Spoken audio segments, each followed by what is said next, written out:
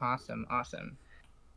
All right, we're live. So, um, today we're actually going to look at your melee set. Wait, I goofed the title. It's been 5 seconds live, and I've already made an error. Out of Yeah, habit, I I know just you put in usually do brawl. a lot of PM most of the time, but I mean, I play this matchup a lot in PM too, so it's gonna be able to. It's all gonna transfer. Update. There we go. Yeah. Plus, it's even just other matchups. The skills are still very transferable. Like a lot of the Fox specific stuff to melee or to PM doesn't come up. Actually, except Right, for you, right. because you tech chase with footstool because you're a maniac. Yeah, I do more PM exclusive Fox stuff than I think anybody does, but I actually am really good at separating my melee muscle memory from my PM muscle memory. Like I never ever like try to raw bear or footstool or anything. Hell yeah. I can't even play melee normally, let alone play melee and PM at the same time. That's really Yeah, impressive. it's a fun game. I don't know. I played Melee for a whole year before I started playing PM, so kind of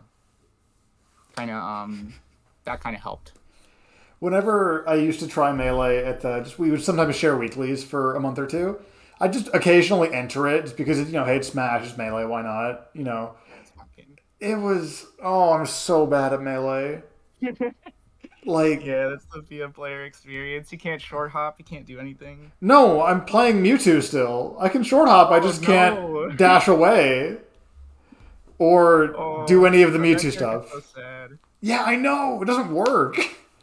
Like Fair is still cracked, but Fair was never the problem with Mewtwo.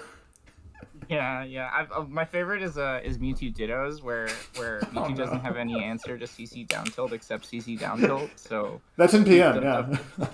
the intro to any Mewtwo match, you just like get each other to 40%, and then you can play neutral. Yep. Oh. And then you start jumping around, and it's like, okay, cool. Yeah, then you can throw out nairs. It's still not good. Okay. Oh yeah, the Nair's look weird in that game too. Well, he's just weird in PM because like time, but whatever. Yeah, So we're gonna hop into set pretty much for today. I mainly want to focus on set one, and for sure, for sure. um, obviously feel free at any time to like. I don't want to just be talking to you. So I may be asking you questions either to like make sure that I'm not just rambling and you're just putting up with me because you're being nice, or to that I'm curious about why you did something and when I'm going to talk about it. Sure, sure. Yeah, I think it's a lot more effective that way. Yeah, I will say I think I built a lot of momentum as these sets went. So like I kind of go from like playing like kind of all right, and then like by the end of set two, I'm like playing really well. So I think like definitely there's a lot. I was playing in a lot more exploitable in a lot of ways in the first set. So I think that it's probably more valuable to watch because I can see like more of the mistakes I make. yeah, and then that also points out what you get better at over time because even in grands, having this many games is not common. Right. So it's if you can kind of like take that down from 10 to 9 to 8 to 7 so on and so forth, so like in one game you realize, I got hit for doing this, I'm missing opportunities here and here. That'll If you make that turnaround time on your perception of your play faster, it'll only help you. For sure, for sure. Speaking of turnaround time, the first thing I want to talk about is this shine of the shield here, especially when the knee is this high. This is a very good shine of the shield, but you kind of get stuck when you commit to attacking after this, and Yeah. Orly doesn't even like narrowly dodge the drill. This probably would have dodged Nair as well, so then can get that just that Falcon left right on you. That's actually so I go when I go for shine out of shield, I'm usually going for wave shine out of shield. And if I'm a little slow, my default option is to do this full hop and then attack. And I'm just now realizing that I'm pretty much I always do one of these two things, and perhaps, reactively retreating after this full hop might be better. Yeah, Or like, because, it depends, because like if the SDI the shine in, obviously this might hit. But Funnily enough, if they But shield the shine, this is very good because you're in a good position with drill, with up air, which is like tomahawk. But because the shine hits and he wasn't holding in, this is your threat zone is going to be like here to here. You don't have a lot of that horizontal movement that's really, really powerful in this matchup. Right. So all Falcon has to do is play left, right, like he's playing a mid tier, and just wait for them to land. Yeah. What you can do instead is, and this is going to be a decision thing, like, you can't assume that you're going to get the aerial shine forever.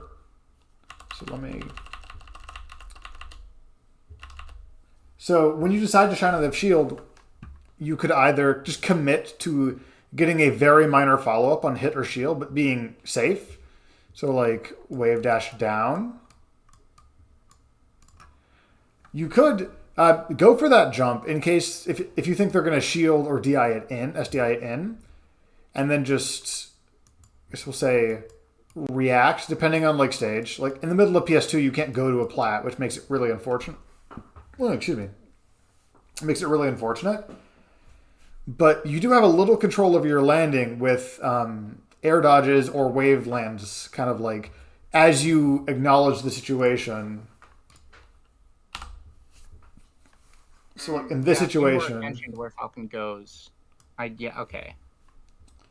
Right. The kind of, I guess, unfortunate would be the best way to phrase this thing about this, though, is that these are assuming you get aerial shine. React land. Just react, bro. Why didn't you react to aerial shine? It's a whole frame off. To be fair, this one was a lot more than a few frames off, but it's still well within. Yeah. Like, that's a ridiculous, like, that's a joking expectation to be like, well, yeah, it was like 4 frames. Yeah, that means you can react for sure. I love the idea of somebody who can react to aerial shine of the shield versus grounded, but can't get grounded to shine on a shield. That's a very funny, like, Abbott and Costello bit. I should just be getting the wave shine out of shield. Yeah. Yeah, it's like, if you can see 4 frames, why are you playing Smash? Why are you not playing any other esport? But yeah, this is all like assuming aerial.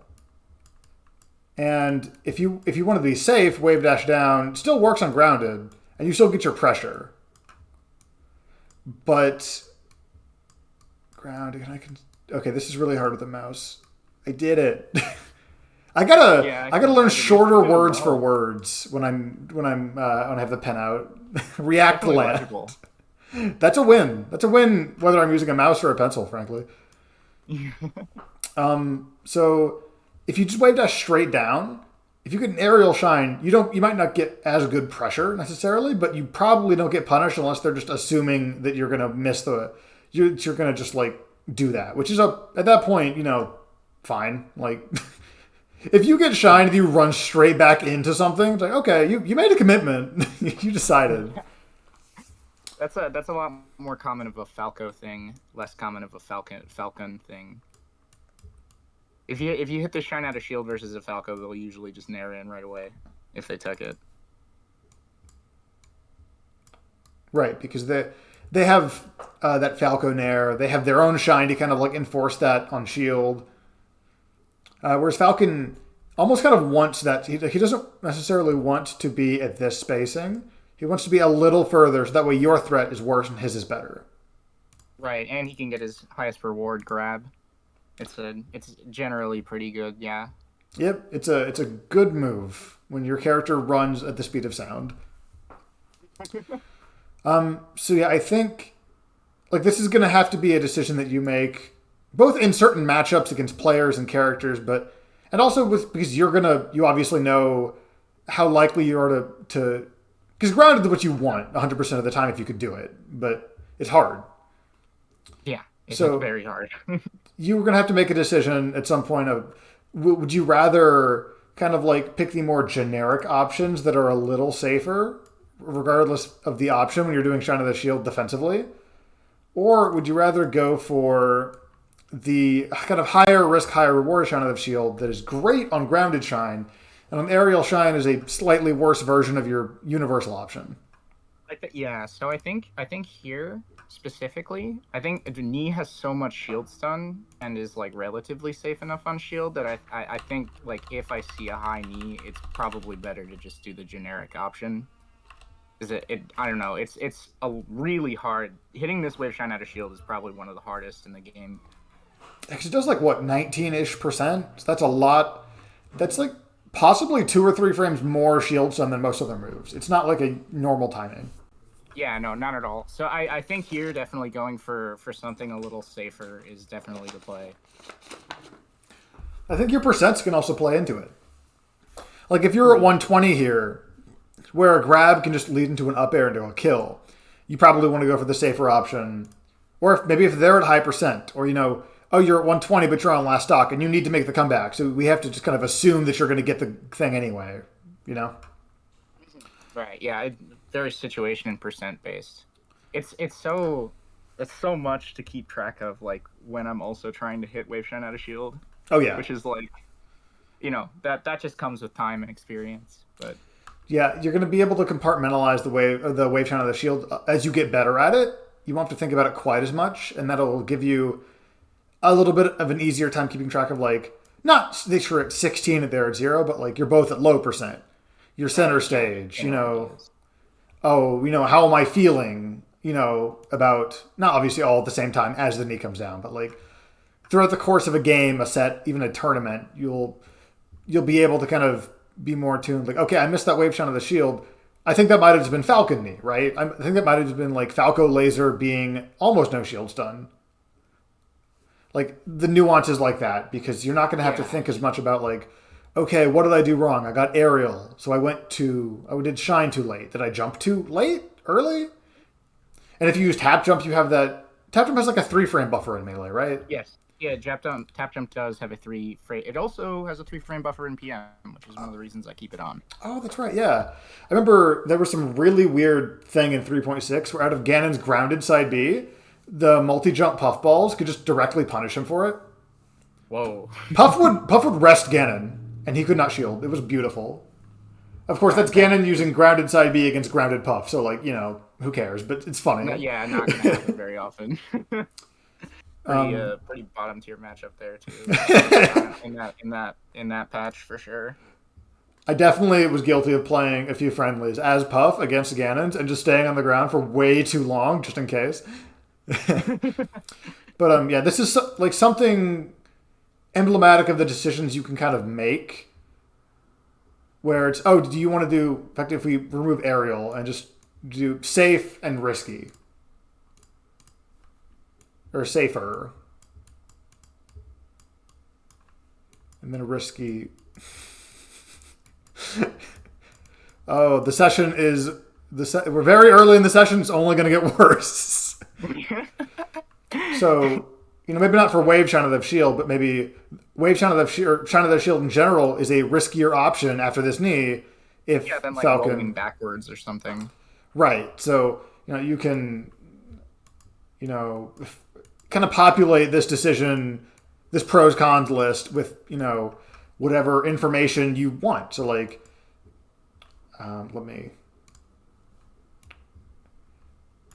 instead of,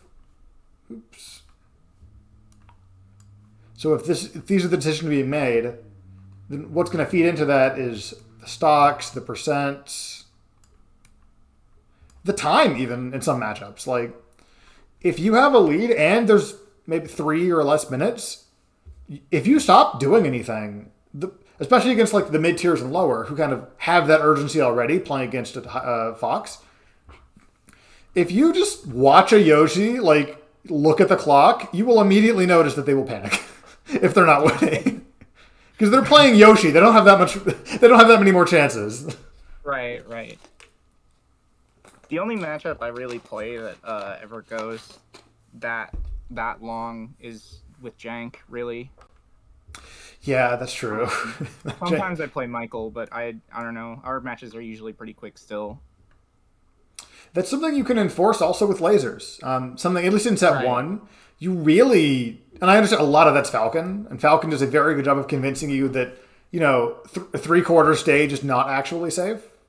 Yeah. The worst part is he's not even gaslighting you. It's actually just not safe sometimes. Right. Lasers against Falcon. I actually think I could have like opening games with laser is really really good because up smash doesn't knock down until 3% and laser does 3%. That's so funny. Yeah, so it's actually really good to start stocks against Falcon with laser, but then I put the gun away entirely after that. I think it's worth experimenting with like shooting maybe one short up just to play the noise and remind the Falcon that, hey, I do have a gun. Okay, right. I do have a gun. You refuse to use yours. I do not. Yeah, I have no such qualms. I've killed. But yeah, I think that's something you can play around with just to kind of, especially if it's a Falcon that either has a lead or is just kind of really waiting for you to do something. Laser can be, I'm not going to say low risk because a low likelihood of Falcon interrupting you, depending on how you use it, like on purpose. If you're under the platform and they're on the other side of the stage, you can shoot one volley and you'll probably be fine. Yeah. That percent adds up, though. Like you mentioned, that up smash at 0 comes into play on, I think it's the Yoshi's game. Because there is one. I think it's in the Dreamland. It's in one of the Dreamland games, I think. In one of the sets, I perfectly just I shoot one laser, he comes in, I up smash him. Gotcha. I can't remember exactly which game it is. I think it's one of the Dreamland games. There's one game that's game start, you don't shoot the laser, and then he just tanks the up smash and grabs you. So it's very funny that both examples are in the same set. Okay, I want to move on to the next point here. Let me just play from here. Kind of contrary to this, the drift on that, your drift here is really, really smart. So this. Yeah, the drift out, drift in, back air. Yeah, because the risks of this getting clipped and DIing away here are very high. But this is one of the best escape options when you're back turned. You don't Falcon can be a lot lazier with his pressure because you don't have your shield grab. Even though it's not a great shield grab, it is a universal frame 7 option that keeps him honest a little bit sometimes. So then that buys you the time to roll in and just kind of go back to neutral, even if it's very, very close range. Okay, we're at 37. Okay, the next... That was a melee back throw mess up. Oh yeah, I was going to ask about that later. I know that the dead zones are different. Because... And I know that Falcon's really heavy, and some characters in PM have issues with that. Even Mewtwo to an extent. Up throw, you can still get stuff, but This game really has to... grabbing Falcon is something that I think, it can be really good, but mostly it's just to keep Falcon from shielding, especially at low percent. Because there's just a lot of things just don't work. Or if you get the hit, he can counter hit you out of certain combo trees if you don't do them right. Yeah, you can't get that launch hit yet when he's at low percent. Yeah, getting the launcher, you generally want to it's hitting an up tilt or an up smash is generally a lot more prioritized than getting a grab. But this back throw actually can be good, if he holds in. But it was an accident, so it doesn't really matter. Gotcha. Yeah, because here, if it's an accident, then that's fine. I noticed there was one situation that I think you did. It seemed like you did it on purpose on the outside, so that's why I wanted to ask. If it was just the one or two times, sometimes. Yeah, and then similarly, Aurelie also F throws a few times. Yeah, that's melee. Yep. Okay. So here, I want to talk about this situation when you. So you knock him away here, and you both kind of realize that you can move before Falcon can a little bit. Did I get my timing wrong? Where's my timestamp? 107. I thought I might be thinking of a different area.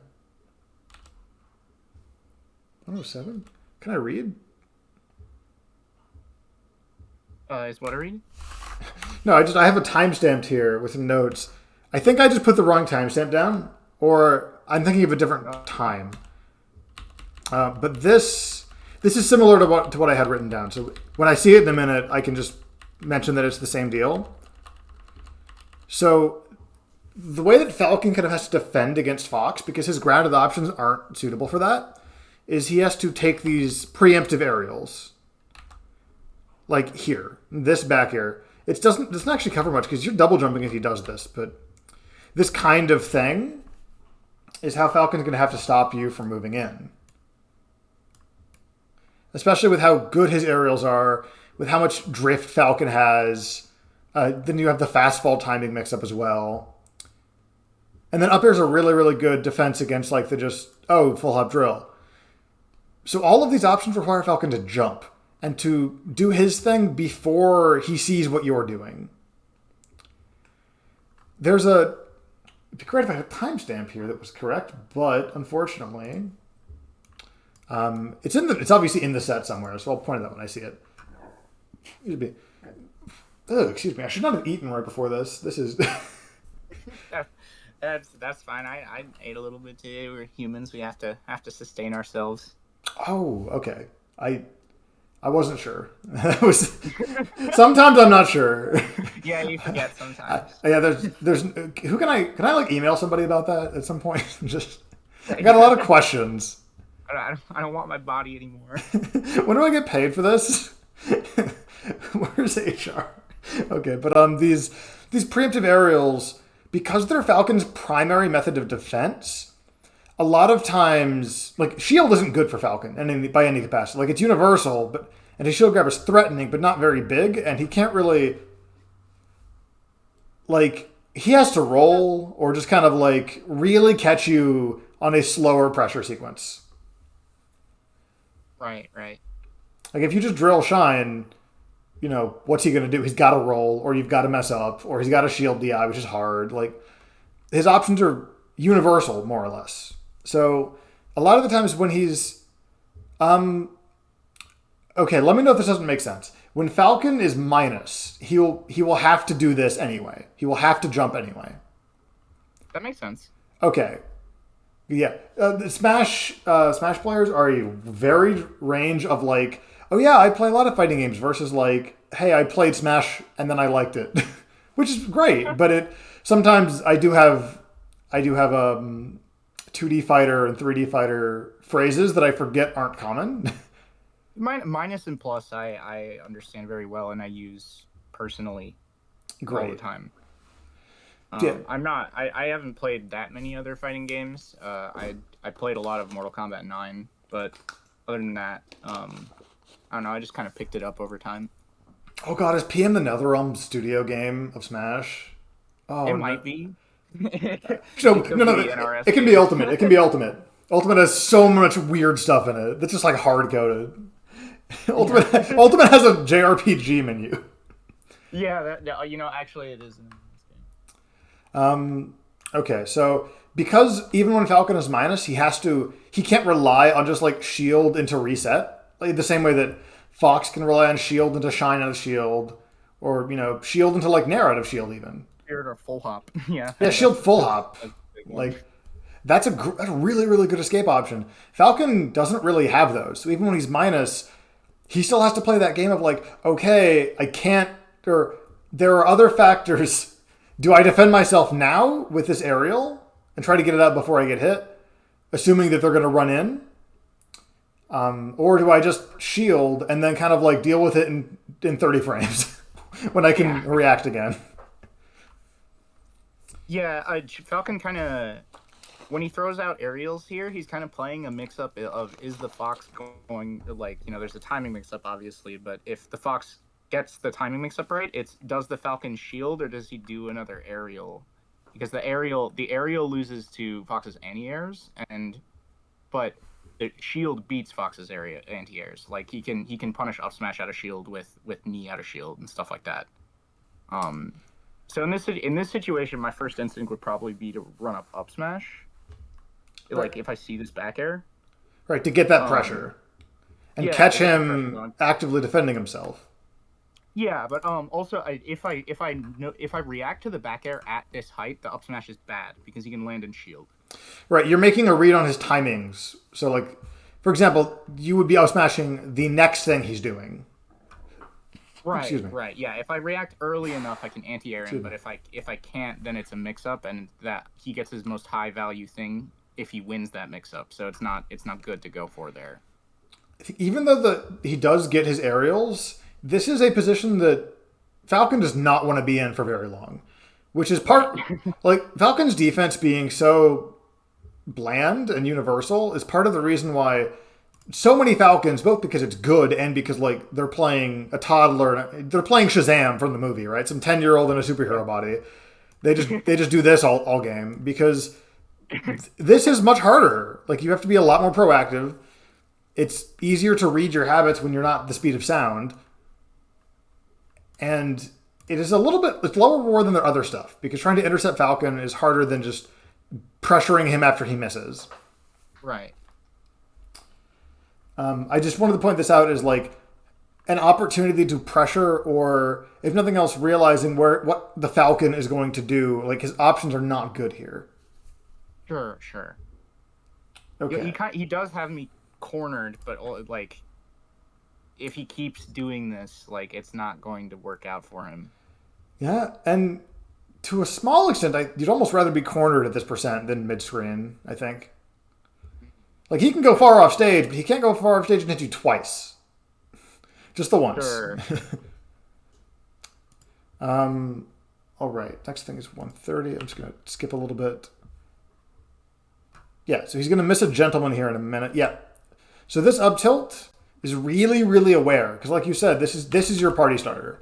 This is your launcher. However, I'm not sure exactly what you try here. That's a missed jump cancel off smash. Oh, gotcha. Okay. And then, okay, here it is. I don't know why I had that earlier timestamp. So this is the watching the whiff after this back throw. So you see him whiff nair, and then you give him a maybe 10 frame delay before you start running in. So here, now in this case, it didn't even make contact and you shield to be safe, but like this is how you abuse that timing. And this is something you did here. Like, look at your character. Like, look at Fox. Standing still here throws off his timing because a lot of the times we assume that the opponent will do something ASAP. So when someone has to defend themselves actively, like Falcon here, he has to do that back air. Let me get a little bit better shot of that. Yeah, he assumed I would be coming in right away. Right. Here is where O'Reilly basically goes, oh, I have to back air. So adding in the teeny little delays like that are very, very effective ways to just get people to like do something at the wrong timing. Because it's like if Falcon is deciding, okay, here's how I defend myself. Oh, wow, that's bad. I do proactive aerial. That requires where, which, and when. And a lot of the time, when we're talking about defensive options at least, when doesn't come up very much. So like, oh, which aerial? Okay, how about back air? Cool, that's off the list. Where? I'll drift forwards, maybe catch them like running at me. Great. When is the last thing that most people think about in these kind of disadvantaged neutral, where they have to be proactive to defend themselves. But especially characters that have to be airborne, like, yeah, you have drift, but you don't have that much drift. If you mix up the when, then it really throws all their stuff out of whack. Okay. I like that conceptualization a lot. You also give them something to worry about. So like, if you just do if you do everything ASAP, they have two questions because they know the when. But if you delay, like, even though this didn't get you anything directly, and technically it got you cornered a little bit, like, you have added a new way for O'Reilly to be wrong. What is it with ease? A new way for Falcon to be wrong here. You gave him... Yeah, okay, sure. So, like, if it's a multiple choice test, right? And you have, oh, okay, what move should I use? Bear. Didn't anything correct. Cool. Well, where should I use it? I should drift forward. Okay, didn't anything correct. he's still got one more question he's got to answer. And this one is subtle enough to where it can take a few times of getting hit before you realize that it's a timing issue. Yeah. It's like, this is a sneaky question. You don't even know you're taking a quiz. It's a pop quiz, but without the surprise. Or without the... Oh, that's a bad analogy. Okay, we'll move on. It was great until that moment. Yeah, I just... 9 out of 10 ain't bad. I just keep talking. That's the problem. Weird, right? Anyway, thanks for buying a lesson with me. This is great so thus far. I'm very much... Hell yeah. Okay.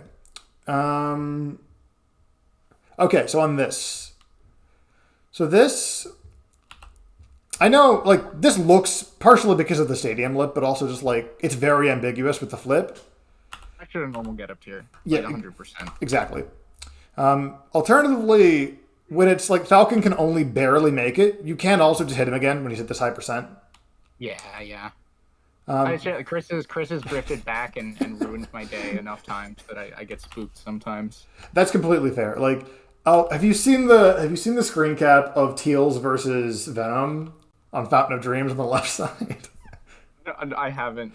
You should send that to me. I don't have it offhand, but it's like this exact thing. And Teals goes from ledge to back air. Falcon misses by an iota and gets 0 to death on last stock. It's great. And they're done that. And then immediately, just like, well, I'm at 140. I shouldn't be alive. Falcon kick. Yep. I live in the Falcon kick capital of the world. I definitely should not be getting hit by that. Does Youngblood live there? Huh, I didn't know he was a tri-point. No. Chalupi's a fucking monster. He's a B-button warrior, too. B-button warrior. Hell yeah. But yeah, so long as you know, like, that is an optimization you can make. Because he does have that lag, too. So even just neutral get up and you're wrong that he gets on stage. I have 2 pages of notes written on the Falcon edge guard. And I do that neutral get up a bunch later in the set. I legitimately, at that spacing, thought he would not make it. Yeah. And that's, like, if you're just wrong, that's perfectly fine. Like, because, like, if being wrong was, like, bad, then everyone would be bad. And I guess everyone's kind of bad, but, like, not like that. For sure. Like, you made a decision, you didn't hesitate. So another analogy I like is, like, if you're playing a sport and you, like, make a bad call and if the volleyball is out of bounds, well, you made a call and it was wrong. But if you just, like, don't do anything and it's out of bounds, then you just got lucky. Speaking of getting lucky, this was kind of unlucky, this knee here. But it is something that you can... I must have still been in shield stun. Yeah, that happens sometimes. Or, okay, assuming it's the same as in PM, to my understanding of how it works in PM, sometimes you just, like, when you're hit by big moves like that, you just fall past ledge. Yeah, I'm pretty sure that's still how it works. I think I've had that knee interaction happen to me in PM too. Yeah, this is a missed opportunity here. Like, this get up attack, because, I'm sorry, I really need to put some more time between eating and lessons. Excuse me. Like, I can tell that you were kind of waiting out the tech option. And I guess once you realize you're too late, it is better to do nothing. Excuse me. And kind of get pressure that way. Or it is an option to do nothing, rather. But it is a missed opportunity nonetheless. Like, 90%, sure. Just like, that's another 10 to 12 that's knocking off stage. Yeah, I jump into Falcon get up attack a lot, so I sometimes wait a little bit too long. Yeah. That is a mood, though. That was such a call out. Yeah. the nair there, I mean, every Falcon does that nair. Okay. We'll talk about a few things. Not a few things, but this edge guard specifically in sequence. So when you make this call out, you could just kill him with up air instead of giving him another chance with nair here. Oh, I guess he kind of is. Yeah, okay. And this is one of those things, like, I can tell because I get to pause and be like, oh, what percent are they at? Oh, what stage is it? How high up are they? And it's hard to realize this in the moment. It's also scary to go for the thing that would kill, but, like, is less likely to hit against Falcon of all characters. But SDI, it's not an up air. Like, Fox players are usually good at doing uppers out of setups, right? Yeah, it's a very small move. Yeah, so it said this this is like kind of an unfamiliar situation, more of like a sharking kind of deal, and he also has a lot of drift mix-ups. So it's definitely interesting that you point that out, because I think recognition of this kind of situation would mean I don't have to do the rinse repeat more often than I have to, right? Right. Like if you can kill your opponent in 4 touches, your offense cannot get better, at least punish game wise. Or that's an extreme word. If you can kill your opponent guaranteed in 4 touches, so like a brawl handoff infinite or something, like they have 4 chances to play the game. Right. So the way that like Melee and PM work, even if you're getting hit, you still have chances to play the game in minor amounts. So like even Falcon at 120 having to recover can still like interact with you, especially with Falcon Kick. And now all of a sudden, you've made an error, so and it sucks, but like it's a mistake. That's fine. But now you've made an error, and this situation's completely reversed. Instead of being at 2 stocks 30% to 1, you're tied. And that is just like an unfortunate sucky error. Like, yeah, I went for an auto cancel back air, went a little too low. I mean, that's a really hard one to hit. I should have shined, but I kind of tunnel vision on ledge hop back air sometimes when I'm edge guarding Falcon. it's a really good way to hit him away, but he just goes just low enough to get the sour spot, and then not only makes it a ledge, but steals it from you because you go a little low as well. Yeah, I was pixels away from landing on the stage there. Yeah, like a frame or 2 tops away from like that jump coming out. Okay, so this sequence is rad. This is a rad as hell sequence. It's right here. So this jab to kill the ability to grab ledge into the punish double jump here, that's beautiful. That's exactly what you need to get the stock. And then you jump. And then that, oh my god, that was pixels away too. But you also picked the like hardest option. Yeah, so, I should have run off. Yeah. So your options here could be, you have like, just run off Nair, because he can't side B in this game. And you know that. I think I forgot I took his jump. You just did. It was like 20 frames ago. I know. JSP. Yeah, that's I feel very dumb about this. But just thinking about it, while looking at it, I think I thought he was going to jump again. He literally just took his jump. It would definitely... If you had somehow covered that, it would be even more impressive than him, Falcon, suddenly getting the sandals of Hermes and just triple jumping. Yeah. Oops. But yeah, this is... Yeah, I definitely got to be more cognizant of when I've taken people's resources like that. Yeah, it is a difficult thing to see sometimes when you're looking for the small little ring in like a neutral situation. Like, oh, I shield drop attacked, and I caught them, like doing the Falcon double jump where they double jump out of shield. But this is like, you set this up, you got all the hard stuff out of the way already. But that's a common theme with my sets.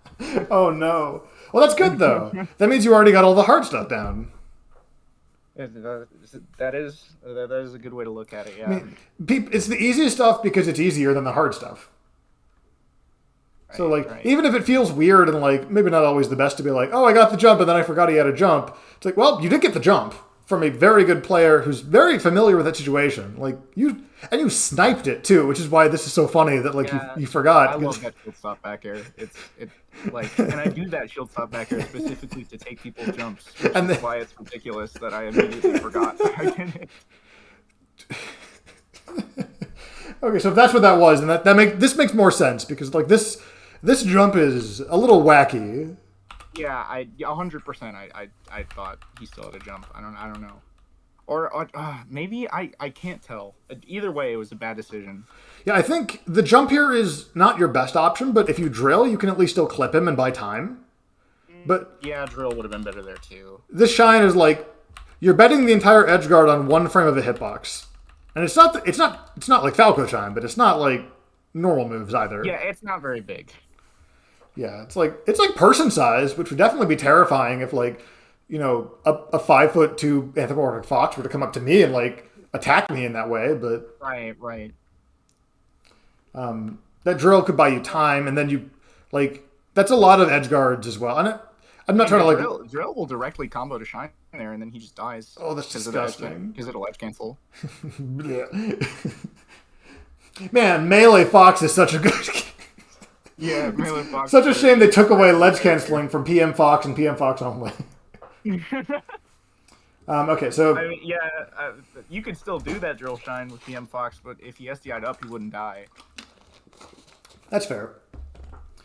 You still like then you get into the like having all your options at ledge still, but like yeah, that is.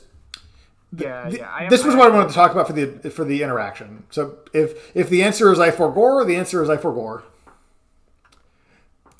That is, it's such a shame. Like part of the reason it's funny is because like it is a shame that you did the hard stuff first, and the only thing this covers is double jump out. This is also a really safe. Like this is on numbers. This is a really really good option to pick. Yeah, there's nothing he can do to hit me for doing this. Right. The worst he can do is like ledge dash.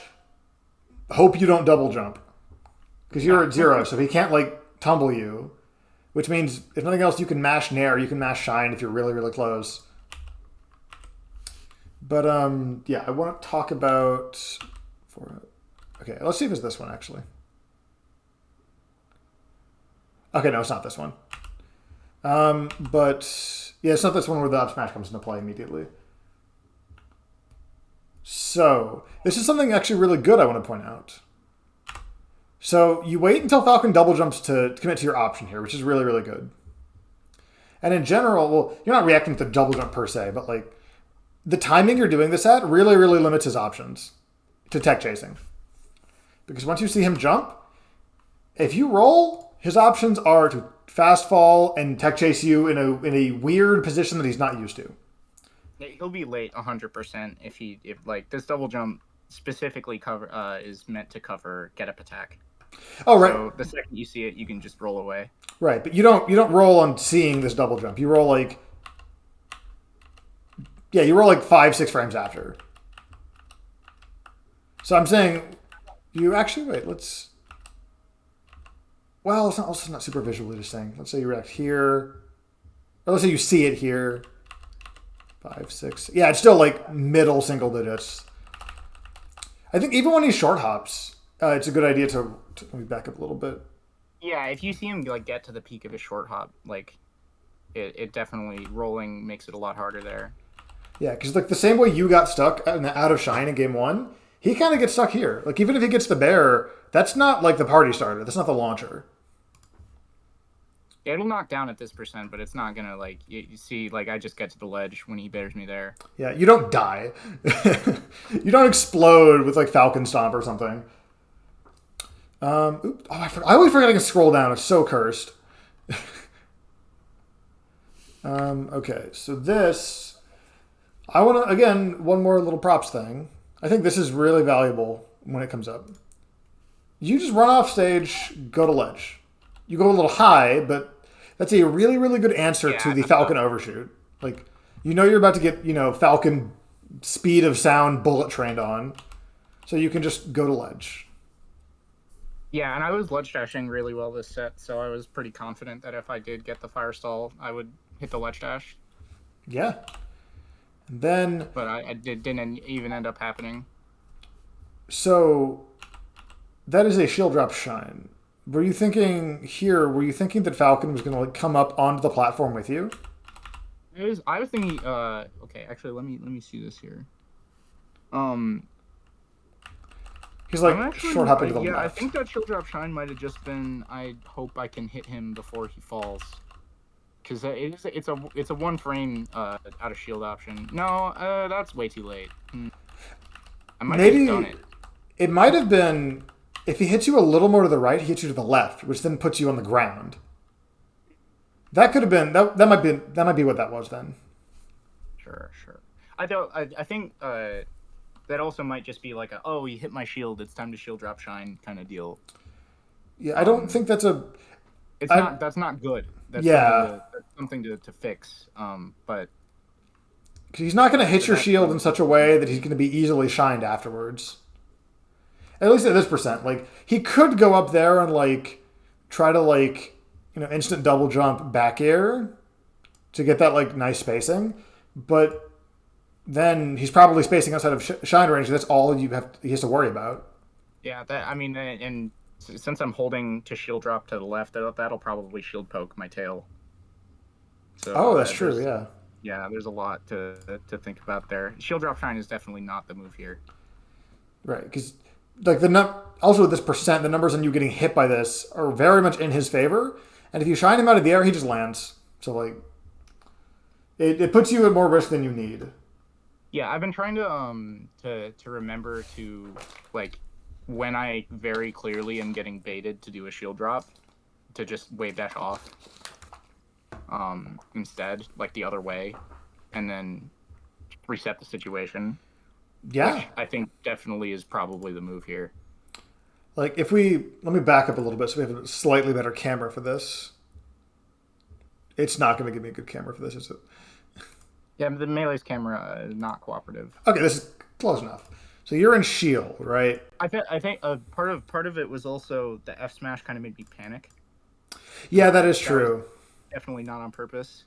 It's the same kind of thing we talked about with Falcon, where like, oh, Falcon, I whiffed a move. I got to defend myself. Except Fox is allowed to use shield in this matchup, where Falcon is shield a much bigger, like, it's going to be my problem in like 1 second, but it's not my problem right now. Right. So if you're in shield here, your options, let's say, they hit your shield and you're still ground, you're still on the plat. You can go to, if you have a tri-plat, you can go up there. You can wave dash. I think that's what I end up doing, right? Like after the shield drop shine? Yeah, you jump out of shine because you have to jump after that shine whether it hits or not. Yeah. I may also use a different color. I didn't realize these were. It's blue on blue. I should know this. Yeah, I'd say it's the same color as the Dreamland background. If you have all these different options, you can just empty, just like regular shield drop, either with an aerial or like not committing to anything. You should have shield drop wavelands. Shield drop enough. Like you can tomahawk somebody out of a shield drop as they hit you. It's a really, really powerful tool.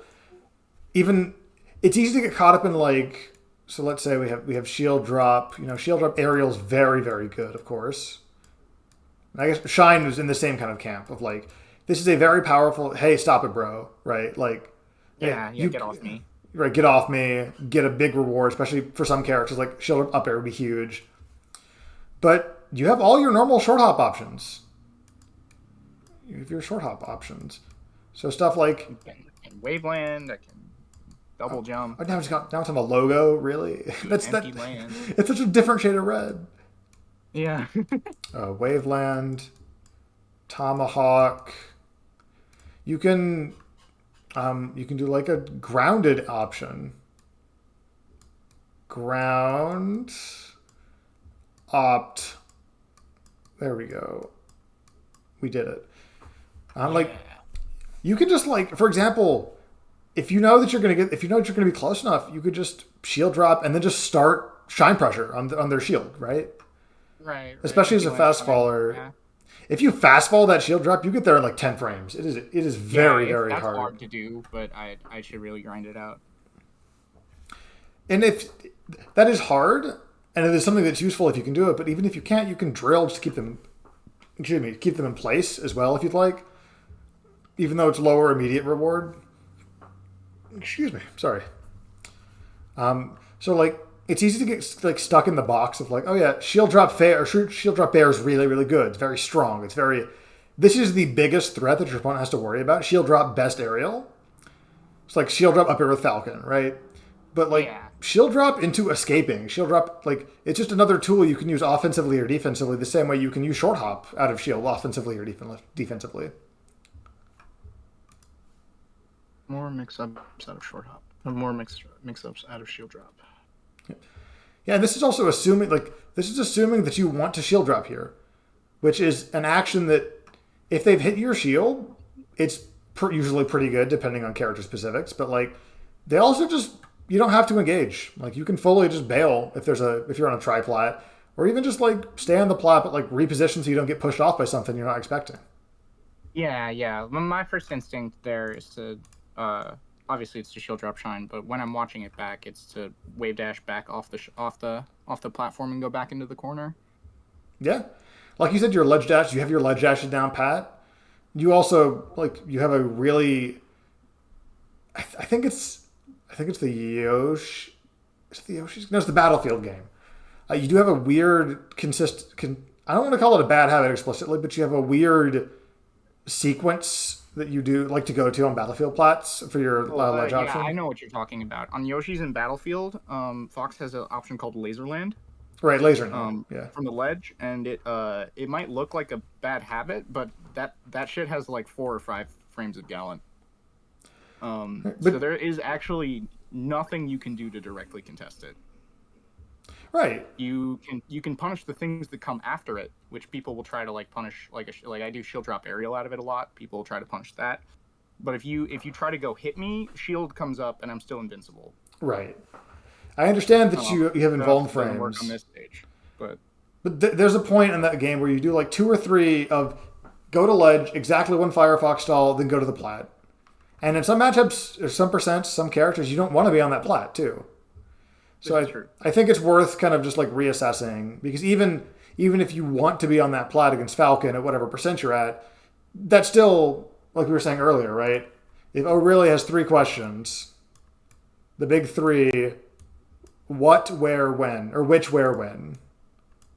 So when is not too hard when you're on ledge because you're on a clock for invuln, right? Which, well, you're invuln, so that really narrows it down. And then where is the concern because your regular ledge dash is what, like 14 frames if perfect. I I can actually give you my specific numbers because when I practice, my average is about 10. Perfect. Ten's a lot with how fast Fox is.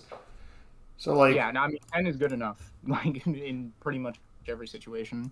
10 is like a ton of this real estate over here that he has to immediately respect because hey, I'm literally invincible. Yeah, So something positioning when people are on the ledge, like when you're watching my sets, people who play me a lot, you'll notice they'll run to center immediately because my most common option is usually ledge dash nair. yeah, and you have the execution to like enforce that too.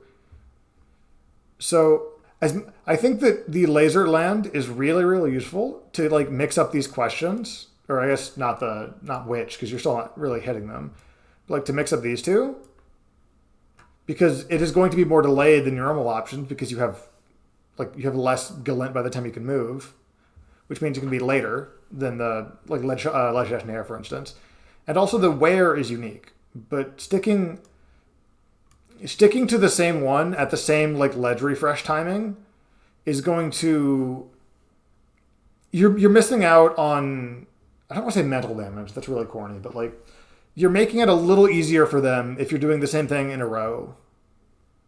Normal ledge It's dash. more of an execution test than a mental test. There, like it's like, are you going to? Well, it kind of depends because the reason I'm not super um heavy on like mixing up like how many stalls I do is because Laserland is so invincible, right? That I kind of just get to do a mix up if I execute it, right? What I do after is very variable, but like there's nothing they can do about the first part if that makes any sense. And I guess because you mentioned that they don't goof with you when you're on ledge, so like they're not going to do anything at all, so the win doesn't matter. And then the where is relatively minor. It's unique, but that's what you're mixing up, I guess. So that makes more sense than I. Thank you for kind of explaining to me and helping me figure that out. Yeah, so it's like the way I kind of explain it is that it's almost as uncontestable as a ledge dash, but it's easier. So that's like kind of the main reason you do it is because you kind of just get to force your will on your opponent. Like if you execute it, there's nothing they can do about it. Whereas with like with a ledge dash, for instance, I think mixing up how many refreshes you do is actually really important, and that's something I need to work on. But with Laserland specifically, there's so many mix-ups you can do off of the platform that I think that's probably fine. Gotcha. Yeah, I think At the very least, until like it's one of the things you can do until someone like really, really hits you for. So like it's very low priority on the list of like, oh, this a bad habit? It's like I don't know, nobody's hit me for it yet. So People it's don't. And it's I their was like, problem. I get hit for Laserland like very, very, very not often. Also because it's a very uncommon option. Is the thing. Like really only the top foxes use it, which is one of the reasons I use it as much as I do, is because people don't really have like much counterplay. Well, A, it doesn't have much counterplay in the first place, and B, people are not very used to that counterplay either. It's the forbidden fourth question. The what? Yeah, what? It's the jank question. Like what was that nil? And now all of a sudden, even if you're not involved, you're on them and they're still processing like, wait, no, stop. Yeah. Okay, let's move on. We have a little over half an hour left. Sure, And sure. I don't cut like right at the time.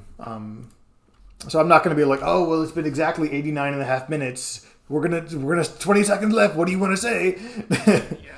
I'm actually trying to get better about that, about being more on time because it's I don't like disrespecting people's time, Right. even if it is an I accident. don't really have anything planned for the evening, so if you go a few minutes over, it's no big deal with me. Okay. So this is, I guess, a question for you. Here, you're getting pressured by Falcon in the corner. Oops. Why is your shield so low? Did you just play a Marth in losers finals or something? I played a puff, and I that could be like, oh, I'm trying to shine out a shield low back air, but honestly, I don't know. Okay, that's a perfectly fine answer. I was curious if there was like a reason for this because you get shield poked really early for this. Yeah. Oh yeah. Do I get shield poked by the next move? Oh, you actually moved. No, My I bad. jumped. Okay. What is? Oh, I mute. Yeah. No. So angling your shield down there is definitely not good. So that's a good observation. Okay, yeah. Whenever it's a melee matchup, I always kind of have the assumption that there's like some deep lore reason, like, oh, well, if you angle your shield down, Falcon cannot get his, I mean his secret down low tilt. upper. This shield angle beats low upper. That's true, and low up air is pretty good for Falcon. Yeah, see, and because he just did it, actually, is probably the reason I did it. I was expecting him to do it again, I think. Gotcha. I guess if he really scoops your toes. Reactively put my shield back up. Okay, if you can do that for knee, I think then that's perfectly fine. If anything, you should be doing it the other way around. What am I saying? Yeah. Wait, because this is. Well, I mean, yeah. Usually here, you want to put your shield higher, right? Because you get more frames to shine out a shield. Right. So you should be putting your shield higher and going down with Falcon. A little perplexed by why I did that. The only answer I can come up with is that I was trying to deal with low up air. That's perfectly fine. Like that's not a bad answer. It's not a wrong answer because he has fast fall timings as well. So it's not like it's this 30 frame woo every time. Sometimes it's woo woo. Like you don't know when he's gonna do it. Okay. Yeah, but I saw this and I was just really confused. Yeah, that's definitely that's a head scratcher for sure. Because I love, as a tall character, I love playing in spaces, angling my shield up, and then running into their nair and being like, aha. Yes, I got you. You spaced that well, but I'm a moron. You didn't expect the floaty to run at you. Yeah, that knee up air is really good. I Yep. could have shine stalled for sure, but Yeah. I think, less instant jump in this situation is probably a good call. to an extent, it's also very easy to go like, well, the exact things that O'Reilly did here would have been, hindered by shine stall, but like you are so frail that sometimes you got to just commit to one. I think shine stall is a good thing to do a lot of the time at low percent, where even you'll keep your jump and you'll keep some of your like, okay, I'm down here, but I have jump. But if that's rough too, because if you hold the shine stall too long, you still get hit by weak knee. So like it's the timing onus is really on you there. Yeah, because down here, no matter what you get hit by, you're dropping. at this percent. Yeah. At 0 even, actually. Yeah, the higher percent, the almost slightly better depending on move. Yeah. Because you get that height, which is the big problem with Fox recovery, is that it's attached to Fox. And Fox is a ton of feathers. Okay, so this... You do... Yeah, I'm doing a lot of full hop in the corner. Oh, let's back up a little bit. I think at this percent, like when you're not going to go into tumble, I don't think that's a big problem. Ah, you went into tumble. I see. Yeah. That's into tumble quite early. Yeah. That's that 75 weight pack there. Which tumble? I play a heavy floaty. Or sorry, played. Rest in peace. I think it was like 97. I'm so glad up air works now. Hold on. I'm not. Mickey weighs 96 now? I think he weighs 90 now. 90? Oh, wait, no. He used to weigh 96, and now he weighs 90. I think that's how it was. You get like a frame or two more, yeah. He definitely weighs 90 now, but regardless. On the one hand, I kind of like your recovery option here when you're low percent near the ledge so quickly after the other one, because this does evade, but this is a very risky, like, if he had done the same kind of thing, the fade back helps you, but it doesn't fix the problem. Right. If I get hit by this back air, I am mondo dead. Even the weak knee, like the same kind of problem. And if you're taking that risk on purpose, that's fine. Like, it's that same kind of thing I mentioned earlier, where like in any sport that is not golf, if you make a decision in the heat of the moment and it's wrong, that's perfectly fine. But if you just kind of like freeze up and it turns out okay, that's like, you want to avoid that. Right. Yeah, you want the decision to be reasoned in some kind of sense. Yep. Or even snap decisions. Like, so long as you're making that decision, like, and not just watching going, oh shit, Falcon's going to hit me. It's like, oh, I'm going to avoid Falcon by doing this. Whether you're right or wrong, you have tried something. And in this case, wow, that is really just like a pixel. Yeah. That's really spooky. Because that move's disjointed too. Like it's closer than it looks to hitting. Yeah, it's like literally a pixel or two. like I think 1 pixel further and it phantom hits. Heck yeah.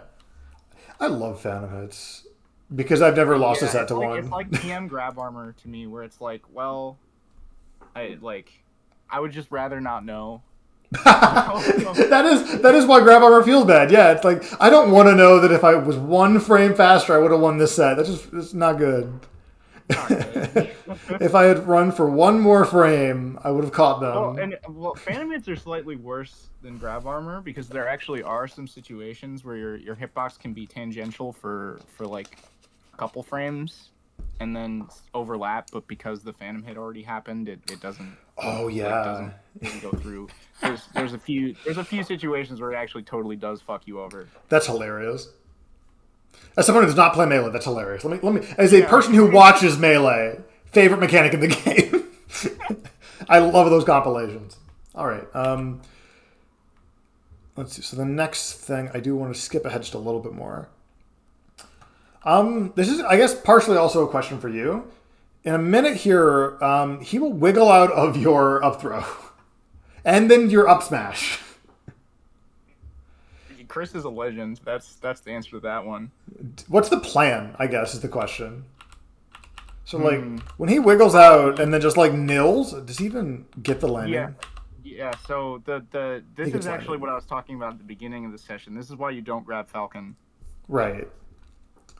Wave shine up tilt or wave shine drill, wave shine nair, wave shine up air even. Anything except grab is way better here. Okay. So you have to get him out of that range actually, first. It is not up smash because he can tech that and then grab you and kill you. So that there's that getting low percent follow-ups on Falcon are really complicated. Look at this bubble. But yeah, the general, I love Melee. Shouts to Melee. Shouts to Melee. All my homies love Melee. But yeah, I think there, the answer is just to do something that isn't grab or up smash. I love that Fox is in the neutral state for like 8 frames here. He just sees this man, not even in a nanosecond, just flip over. He even like dashes away to like make sure, and just. Yeah, what am I doing? Yo, what? But yeah, so that's. I'm really not sure what was going through the old noggin there. But So if the answer is just to not use up throw until like medium to higher percents, that might just have to be the answer. Yeah, like down throw tech yeah. chases, or even just like F throw, back throw, stage position. Yeah, just I always tell people like it's a pretty common like low level Fox habit to always like air trigger wave shine grab. Yeah, and that can kind of sometimes bleed into like when you get better at the game. Sometimes you're still just like, this is the easiest thing. This is what I know. It's a little more. Actually, it's a little bit more of a good habit against the cast too. Like Falcon's probably, but the only one that really doesn't mind getting up thrown of the melee viables, I think.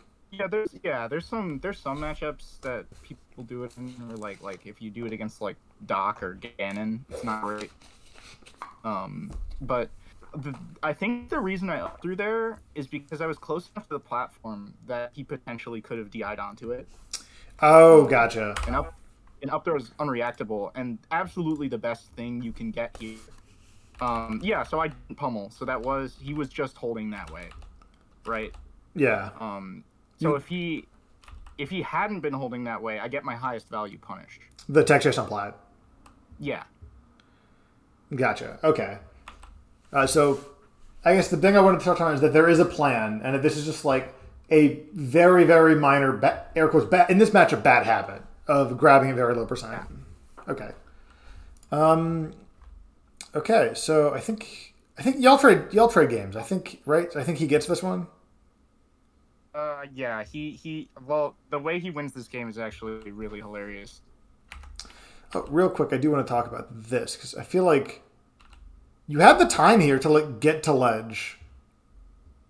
Oh, but I guess he does. He's actionable. He's not up being, so that is the up air it's threat. also because I shined just to cover myself. And a bunch of frames too. Okay, I like that you acknowledge that though, and you just go like, okay, let's chill. That was that's a call out. On the bright side, that's a call out that you're going to get the timing too. What's up? I do that Jordan a lot, so he knew. He's like a few frames tops early too. Like, yeah, well, and I have the higher port, so that's another frame in my favor there. Oh my so he got me. Okay. Is this the laser one? Good old port priority. I'm really mixed on it because like there does need to be somebody who gets that. Yeah. So like from a game perspective, it's the same in PM for that specific situation. That makes sense. It's the same thing when like both players grab. Like something has to determine who gets grabbed, or they have to make a new mechanic. And this was Melee, so there isn't a new mechanic. Yeah, Melee doesn't get new mechanics. It would be cool if we had like a grab tech in PM. I think it'd be interesting. It'd be interesting knowing that both players grabbed at the same time, as opposed to one person getting the grab. Yeah, that would be cool. It would be nice to have that visual indicator for sure. Even if they had like there's some anime fighters that if you're blocking high and get hit low, or vice versa, they have a little like visual thing, special effect, so you can tell like, oh, I've never seen this character before. That's an overhead. Good to know. Yeah, that's really cool. I like that. It's also but unfortunately, this game is from 2001 and has no dev support. They had 12 months to make this game. Yeah. The game functions, and frankly, that's the minor miracle here. It functions very well, I in my opinion, personally. But I don't know about that. No, Melee's rad. It functions as well as it could have. Even the only thing I don't like about Melee is that like the universal truth of competitive games of like they're more fun if you're good at them, and I'm not good at Melee, so I'm salty. Yeah. I mean, you really, really have to fight Melee to be good at it. Yeah, PM's a little more lenient in that way, and that gave me the space and the enough fun while still being bad to like eventually be less bad. Yeah, don't tell me. Okay. Yeah, I was just a couple frames off on there. Okay. 820 here. So a lot of times when you ledge dash, Aurelia will be covering this like will be full hopping to come down on you afterwards. Oops, let me get yellow now that we're on this stage. So like by the time he can fast fall, he's right here. And now the threat is that he's falling on you. You do have like this is a dangerous position for both of you, especially with percents. But you do have the option of like ledge dash, like full hop bear, or even just like ledge dash full hop. I was just thinking if I ledge dash bared here, there's the ring. He's dead. Oh yeah, he's so dead. And again, this is that Yeah. I call it the melee thing, but it's a Falcon thing, even in PM. They do very low double jumps to get like a different jump trajectory and timing, but they are Falcon, Yeah, so they die. They call it usually. Instant double. Yeah. Gotcha. If you hit them, they die. It's so much fun. Seeing the ring like below the stage level, just like aha. Yeah, there's actually a the Fox Laserland to top platform is an instant double jump too. Um, it's actually faster to get to the platforms. Also, wave landing by instant double jumping. Oh, does Fox double jump have like a frame of ECB where he can nil? Well, on Battlefield specifically, yeah. But on every stage, you just get to the platform faster if you instant double jump and if you full hop. Oh, I gotcha. Yeah. A lot of characters with that same trajectory do. Like Ganon is another one. Well, he actually needs the double jump for most plats as well. Yeah. But on FOD, man, he can pressure that platform. Yeah. So yeah, this is like one way that Aurelia is like stalling out your invuln. Because this is also you have to specifically either be ready for this with up tilt or call it out with your own like full hop aerial. So it's kind of greedy when you look at the situation, but it's unlikely to be punished. But if you get the punish, it's big. But if you're unlikely to get the punish because this is specific. Yeah.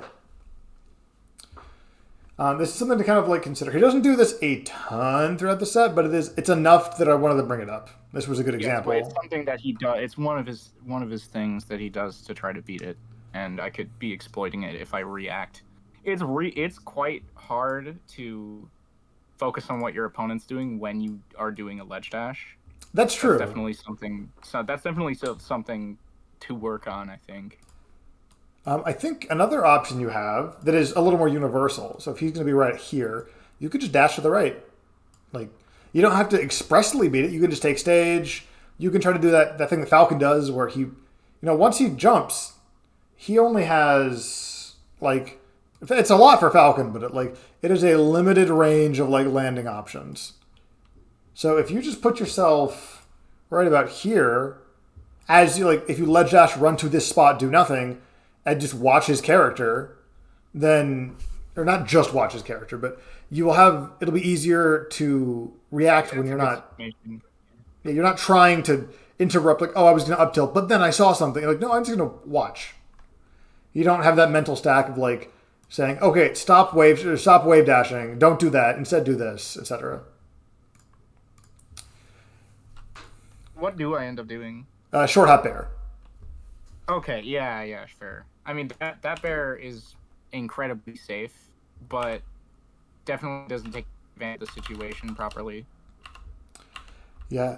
Do I get to go to stomp? That would be nuts. No, but there was a world where, with a little bit of a different timing, the same technique with a better fast fall would have hit you. And that's not a fair thing to say necessarily, but this double jump does not have the double jump that Falcon's doing here is not without risk to challenge. But if you start swinging at the air, now your normal ledge dashes are A-okay again, and you can just grab him or not grab, you can hit him when he lands. So it's again, it's that cycle, right? Yeah, it's interesting you talk about that. It is really, I feel like a lot of people, and especially me, very much focus on doing things out of ledge dash, right? But it is actually just really good to just wait. Yeah, to just do an empty ledge dash, right? You can we were talking about that also with shield drop. I need to do more empty options, throw in more empty mix-ups. Yeah, because that also goofs the when. It's just more the when. Yeah. Because especially with your ledge dashes, you have the what down. And I mean, you don't have a lot of options on where. So with ledge dash, that's more your follow up option. But like, if your follow up option is nothing, then you can. It's a lot easier to see. Oh, what are they doing when I ledge dash? And if you know what they're doing, you can figure out why. And if you know why, you know what they're going to do next. So it becomes this like, it's all. Excuse me. It's almost like in competitive Pokemon or in competitive card games, information is really valuable. So even though this is obviously it's like there's no secret information here aside from what's in your noggins. It is still very useful to know, like, oh, what does a really value? A really values challenging my options after ledge dash. Excuse me. Okay, cool. A really values intercepting me. That tracks with Falcon. Okay, what's another way that Falcon can intercept Fox? Okay, maybe you find something else out, right? Like it can lead to like new ways of thinking. Maybe not new ways of thinking, but like new angles to approach the same problems with. For example, there's a this is a silly example, and it's not the most applicable, but there was I say was I don't know if he still plays or not. The Houston scene is it's in stasis right now. There's in Dallas Fort Worth, right? What's that? Pretty much right now. What was that? Like for PM. Like everything for PM right now in Texas is in like Dallas Fort Worth, right? Yeah, they still have locals going on. I think San Antonio and Austin have been decently active in the net play weekly. Not so much Houston. Also, you're getting further and further once you get to like 4 hours as well from Dallas, which gets a little iffy. Enormous fucking state.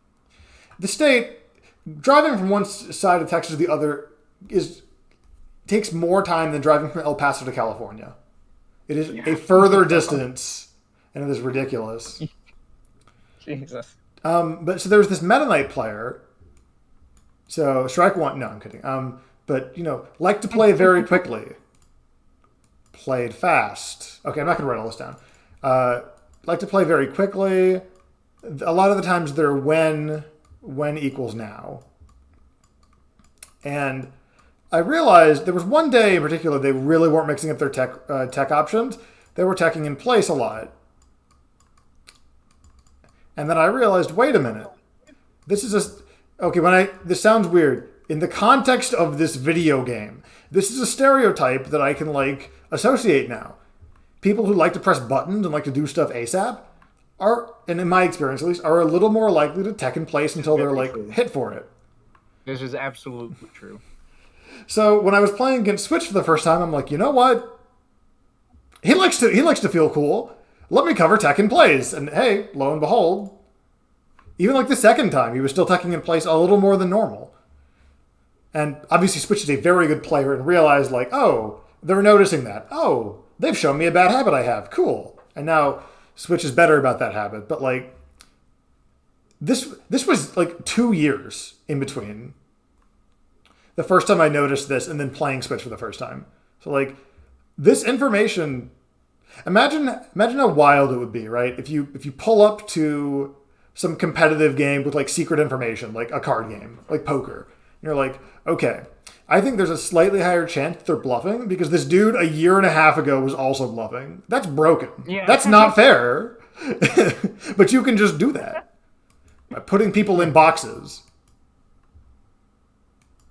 Okay, I know I haven't explained to you. That's applicable to matchups too. Absolutely, yeah. So you have anything where you have a reason to believe something. So here, let's be the Falcon box. Or well, Fox box is easier for me to type out or write out. And then this will be the JSP box, right? Okay, sure. JSP box, ledge dash,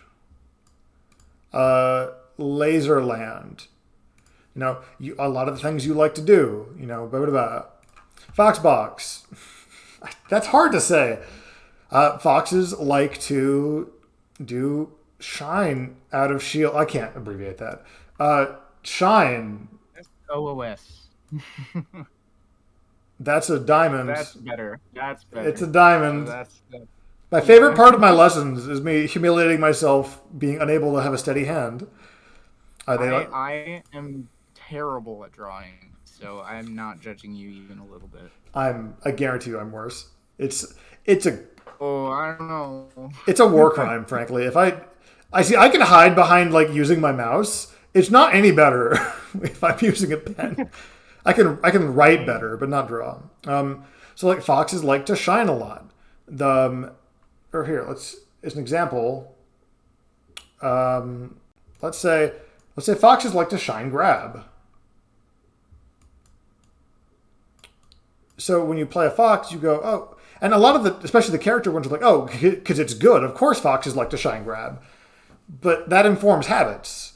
So like if you're at kill, if you're up their up air percent, and you're playing against a fox, and you're going like, wait, oh yeah, it's weirder when it's the same character, okay? Yeah. But if I'm playing against a fox and I'm at up their up air percent, and I go, oh wait, I'm up their up air percent, they like to shine grab, I might start buffering defensive options after the shine. Or if I'm playing against you, and I know how you like to use your plus frames and ledge dash to do like that safe back air, I might just like, well, maybe not need to, but like what Aureli is doing. He went, JSP is like doing ledge dash back air, like ledge dash like nair, ledge dash back air, ledge dash like attack.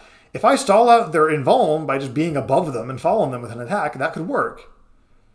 And the broken thing about this, the best part about this is that if let's say you roll from ledge, the viability isn't super important, but like you do something that's not expected. Well, now it's really easy to notice because it's not just, oh, just rolled from ledge. It's like, oh, just didn't ledge dash and instead rolled from ledge because you had a presumption that was wrong, which is much, much easier to notice and like sticks out in your brain more for either between stocks, for the next time the situation comes up, between games, when you're thinking about stuff. Like it makes you very aware that, oh, this outcome I was expecting did not happen. So like by that same token, if I'm expecting shine grab, but instead we get shine delayed back air that to bait out a spot dodge, I die, so that's easy to remember. But two, I also immediately noticed like, oh, I was expecting something, it didn't happen, and instead something else happened. Now for the next time that comes up, either by the same character, by the same player, by like a similar, so maybe like wolf shine grab to try to get some kind of mix up. Instead, they do shine sweet spot fair to like catch a delay. It will be easier for me to recognize the situation as it's happening and then before it happens. Does that all kind of make sense? Yes, it definitely does. Okay, sick. Especially with like the kind of like I'm thinking about that specific like dash mix up for a while because the way I've been thinking about it is that lots of people play me a lot immediately just like go and they do one of a few things to counterplay ledge dash and air, right? Mm-hmm. So if I'm on the ledge and I see them do one of those things, I can just normal get up and I'm completely safe. Exactly. And then one, that'll stick out to them because so you know that they'll notice it because they play you all the time. And they're so just like, oh yeah, there's no question of what's going to happen. JSP is going to ledge dash nair or like ledge dash run at me because that's just what Fox can do when Fox is allowed to be invincible. Thanks, Sakurai. Give Mewtwo 10 frames of invuln. He already How much count does he get? 5 to 6 on a normal ledge dash, but he gets like 11 very, very consistently and easily if it's below 100% hover. And you haven't hovered. It's very... I'll tell you later. It's just very funny that Mewtwo of all characters gets consistent. Because a tournament winner will buffer for 3 frames as well. And you just hold down and you hover nil. It's great. Oh, the hover nil gives you 11 count. I was thinking tournament winner ledge dash. I thought that's what you were talking about. Nah. So... Interesting. And now, like they're either going to just give you that for free. You don't have to worry about... I mean, you don't have to worry about SDing going off this set, but like... that's just another option you can just do when you want to get them to notice. But also that means that they might play a little closer in case you do and they want to pressure you. Or it means that it throws off the when, because that's a different timing than ledge dash nair. Like ledge dash is actionable before normal neutral get up. So even if they know that neutral get up is coming, it might still be ingrained in their hands a little bit. Just the habit of like, okay, ledge dash nair and then I go. It's like, well, wait, this is normal get up into run. That's a different timing. Or normal get up into nair, even the same option is a different timing. So you have that, like, you have more questions that they have to get right before they get to hit you. Or at least hit you meaningfully. Like, there's many times that sometimes you'll just, like, it's not uncommon to just kind of get, like, when a scrappy neutral, you kind of just, you know, hit each other with some weak move. Or, like, a sour spot from, like, nair or something that isn't super rewarding. But for the stuff where they really, really hit you, so for, like, Falcon Dare, well, the Falcon, now O'Reilly and Chalupi have to really be like, okay, are they gonna ledge dash, or are they just gonna neutral get up for free and then threaten to go back to ledge if I pressure again? So yeah, definitely. Yeah, this is definitely in a good and in a way I can conceptualize it. Sick. It's often easiest to like find these habits and character stereotypes in limited situations. So like after a shine, Fox can do a lot, but he can only do like 5 things. Like he can wave dash either way, which let's count those as 2. He can short hop late aerial, short hop early aerial, grab, up smash, but like that doesn't really cover anything unique. So like, yeah, that's a hard read. It doesn't really do a whole lot. Right, and it's also something you do out of running shine more than you do in pressure. Yeah, because it's harder to punish and you get that confirm if it hits. But like as opposed to a neutral, it's like, okay, what are my habits in neutral? It's like, well, I have to watch a lot of neutral first. If you do the same thing 3 times in a row in like a shine pressure situation, oh, that's a habit. That's easy to notice. Because it's a multiple choice test, right? There were 4 questions that were C in a row versus, oh, hey, 4 of these students wrote about the same vacation for their essay response. Like, it takes more time and more like energy to catch those habits when those habits could be anything. That's why it's like ledge dash. Breaking down the situations where it's easier to break them down is definitely a good start. Right, so ledge, shield pressure for a lot of characters. If a character has a DI mix up on their throw, like Wolf, even simple 50-50 is like Wario Bite, right? Like Wario Bite, yeah, it's influenced by percent, it's influenced by waft, it's influenced by platform, stage control, blah, blah, blah, blah. But it's also influenced by like, hey, what do they like doing? What direction do they drift before they threw me? Like, you can pick up on habits with a lot of these things, but the reason it's easier for this is because there's only maybe like 6 or 7 variables. And that's a lot. But you don't have to be like right 100% of the time. This is just it gets you above 50-50. As you start, getting these, oh, it's later in the day. Sosa throws to the left later in the day for whatever reason. Just anything like that. That's crazy. That's not true. I'm making that up. I know that's not true, but like just in concept. Just full on like cyberstalk somebody's controller order and realize that they have like a 1% preference for the right. You're like, aha, they're slightly likely to make an input error and throw me to the right even when they didn't mean to. But yeah, all this stuff. That's just big brain genius stuff right there. You can work backwards from the more limited situations. So shine pressure, ledge dash. You have maybe like 5 or 6 significant options, and then like, oh, ledge dash was normal get up to basically get me closer. Okay, maybe in neutral, they might be a little more patient to get me closer, or they might shoot some lasers to get me closer, and then just to convince me that I should run at them, right? Oh, shine bear, maybe they want to cover the defensive options. They're looking for my out. They believe that I'm pressured enough to want to escape. Well, what about more neutral situations, like when I'm on a platform, or, like when I'm cornered? You can like half apply them to those situations where, oh, if the Fox player is looking for, shine, punish, defensive option, and I'm cornered, they probably aren't going to commit too much. They might poke at me and then kind of go back to that situation like right here where they can cover a roll or something, right? Okay, this is getting really messy, both the analogy and the screen, so I'm going to move on. Yeah, that's fine. I think the general idea I understand is that I need to pay more attention to limited RPS situations, which will then blossom into being able to understand the more complex ones. Yep. It also gives you a lot more information very quickly.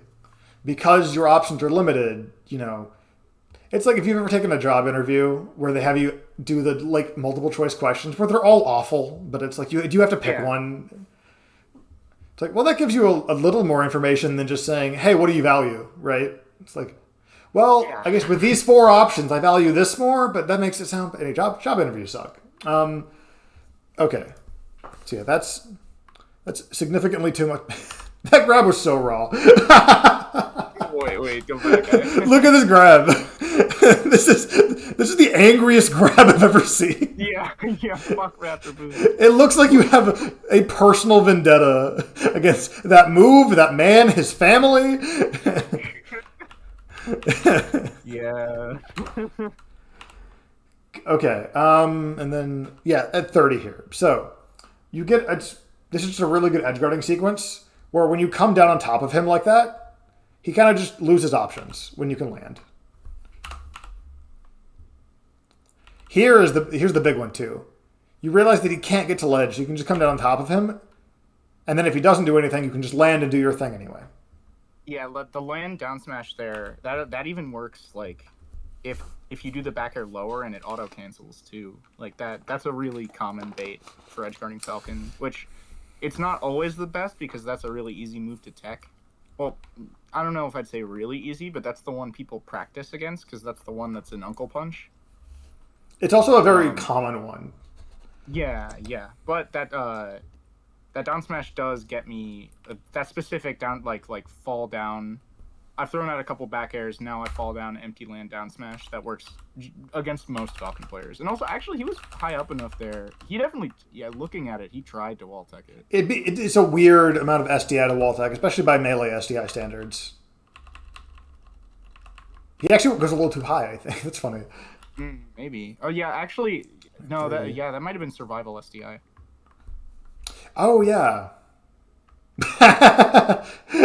Yeah, that's a mood. That is the Chrisest Christine of all time. That feels so good. Okay, so here... So this is... I think it's almost more props to O'Reilly, but, like, this is a very strange position that he's put you in. He's, like, refusing to knock you all the way to ledge, but he's just whittling down your shield, staying out of shine range. Something you can do here, you did on Dreamland, actually. You can just decide to go to ledge. Yeah, that's definitely the safer option than what I did, but it did end up working out, thankfully. Well, kind of. Because when you roll, you still don't have a shield. So you still have to commit to the shine or just like to another roll or some kind of evasion. Because like him getting your shield this low, that's already kind of the win. Like here you have to dash away because you can't shield. So if he committed to that pressure a little, with the way it turns out, he committed that pressure too long. He was trying to break my shield. Yeah, he's fully just like, this is ultimate. I'm going to Falcon Punch you.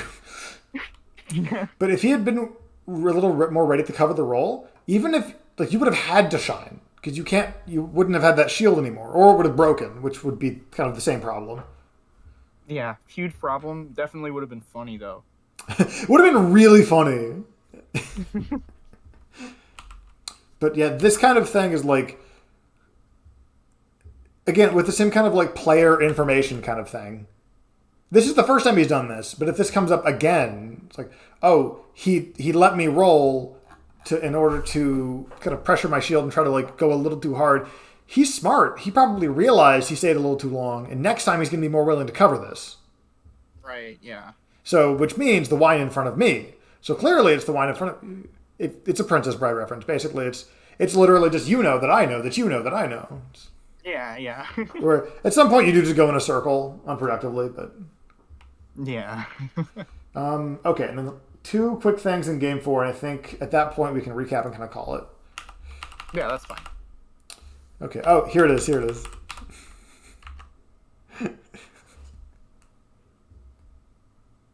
Is it this one? I thought it was this one. Oh, it's not this one. It's a different stock. Okay. I thought it was the raw up smash into getting grabbed.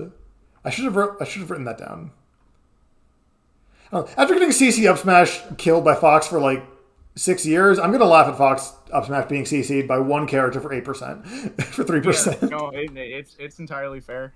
That's what, but and also in this game, in PM, like you can't rely on that one laser because the laser doesn't do enough damage, and also Fox up smash knocks down later, right? In this game, Fox has really easy counterplay to that. You just get your 3% and then go. Yep, it's like you got to remember that's the hard part. Yeah. Okay, this is the ledge thing we talked about earlier, and then... Okay, yeah, and then just a little quick edge guarding note here.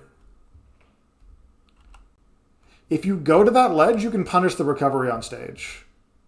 Yeah, I should have rinse repeated here. I think I was calling it a... He likes to do instant double jump a lot off stage, so I think I was attempting to cover that. I went too high, though. Absolutely way too high, even if I was trying to cover that. That kind of was an instant double jump. I think this is just a slight error. Like look. Yeah, just he fucked up. Jumps pretty much as fast as he can, or pretty close to it at least. Yeah, I definitely just that this is just the wrong thing to do for sure. Yeah, because if you you can definitely come down on Falcon, but that's if you can't get to ledge. And if Falcon can't get to ledge, you can be almost anywhere you want. And that's the last specific thing I wanted to mention. But I think overall, the biggest things to kind of that I think to work on, for lack of a better term, is being your willingness to kind of just take the out in some of these situations. Like at the very beginning here, this shine out of shield into the drill it's very optimistic, I guess is the term. Yeah, it's definitely optimistic. And just being willing to kind of take the out sometimes, hell, it's melee. You're at 16. If you wanted, you could just up B. It wouldn't be good, but you could just up B to either plat. Yeah. Or you could side B and get shortened, and he could punish it, but even though really might not be ready the first time he sees that. Yeah, I think pretty good thing to do here would just be to wave land on the ground. Yeah, that's really a better option than what I'm saying. I'm just I forgot about that option. It's written down over here, but up B is more fun. But yeah, for sure. Just kind of instead of let me get this. When I drew this little cone of where you could go earlier, Waveland expands that a fair bit either way. And now you have really long legs too. So this really here now it's an angle. There we go. This really opens up, even though it's just that little bit, that opens up a lot of your options. Because if someone's trying to especially Falcon, very fast horizontal characters like Falcon or Marth, if they're trying to, let's say they expect you to drift back, right? And they're trying to grab you where you end up, so right here, then if you wave dash, if you just wave lunge that little bit extra, you end up right here, you're in a really good spot to pressure them because they've just missed their grab. Even if you can't punish them, it's okay, well, Fox point blank is probably advantaged against the whole cast, I'd say. In that spot, yes, 100%. So you have turned this this unfortunate situation into a trap, just in the blink of an eye. It's imagine there's a plushie of Fox you've put right here to bait him into trying to grab you. Now you substitute. And then you just get the little string and the stick and you trap him in a box like a small animal, like a small rodent. Or you substitute. I guess that's anime, but that is cooler to visualize. Well, it kind of makes sense. It kind of makes sense. You just put the little guy down. He's right in front of you. He takes the hit for you. Imagine the POV too. If the wave lands, is you go to run up to grab them, and they just as they just stare you in the eyes and don't move, and they just slide backwards. Yeah, every time I try to think about wave dashing in a not 2D context, it's always just really funny to me. They just like kind of get moved by an invisible force, like just shuffling around. Even in some 2D games, it's kind of wacky too. Like in Marvel versus Capcom, wave dashing, just momentum from dash, and then you crouch, and then you can dash again. And it looks really wacky. But in Tekken, wave dashing is just doing a crouch dash, and it's a completely two-dimensional movement. Like it doesn't involve sidestepping, and they kind of just like do this weird like while they're like at hip height and hard to hit. God, there's no game where wave dashing isn't a funny like physical action. Hilarious, yeah. It's a video game action, no matter what it is. In any game, wave dashing. So yeah, kind of. I think so. The things to work on, I guess, would be how would I phrase this? I like the take outs. That makes a lot of sense to me. More indirect, kind of forcing indirect mix-ups more often. I feel like is like a big thing we went over quite a bit. Right, you can get those mix-ups without having to be on their shield. Like I mentioned with the preemptive aerials over here. This is partially a Falcon thing because like Marth, Sheik, Peach, Falco, Fox, they have better grounded options if only once you're already on top of them. Than Falcon does, but you'll see Marth especially will be doing that a lot, and he's floaty, so even if you don't get he can get the double fair, so you can't maybe really kill him for it, but you can still run up, and if he whips the fair, okay, it's time. So this is airborne. If he whips the fair and you're coming in right behind it, then even if you don't get the exact punish, all of a sudden, he's Marth in the air, and you're like at his ankles. He's got to swing the sword. He's got to do something. He can't sustain that position defensively. Yeah, I use that a lot against Marth, and I feel like I don't use it enough against Falcon, which is good and relevant. So I guess I would phrase this: use. That looks nice. Use your when. Yeah. Like, you're very good at mixing up your what, and even your where.